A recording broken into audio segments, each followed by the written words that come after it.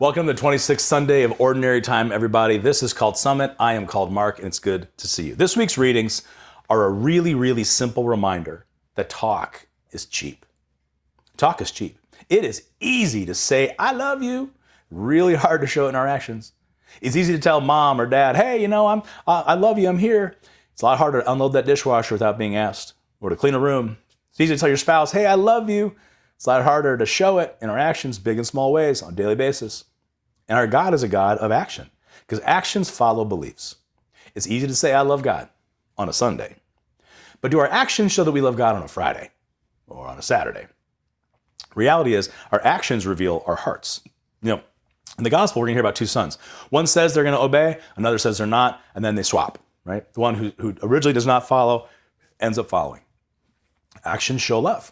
Which son loves more? The one who actually does what's asked or doesn't do what's asked, right? It's in their actions.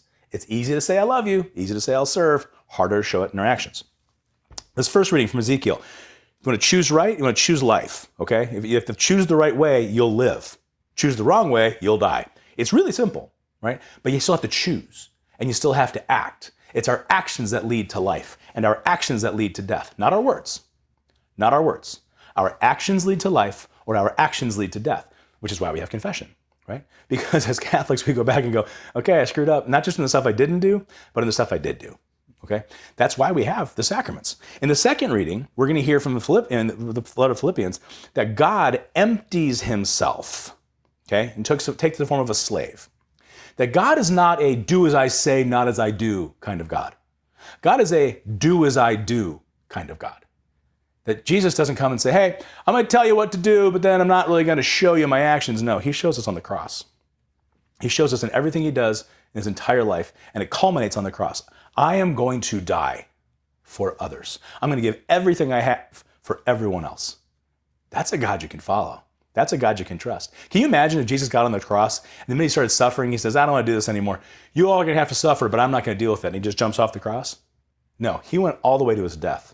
He emptied himself. His actions revealed his beliefs. His actions revealed his heart. And through his actions, we see his great love, not just through his words. It would be easy just to rest on all the great parables, all the great sermons, all the great teachings. But he didn't just rest on his words. He showed us in his actions.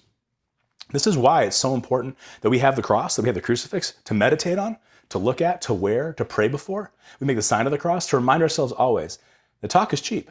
And actions reveal our beliefs. Actions follow our beliefs. Are you willing to act this week?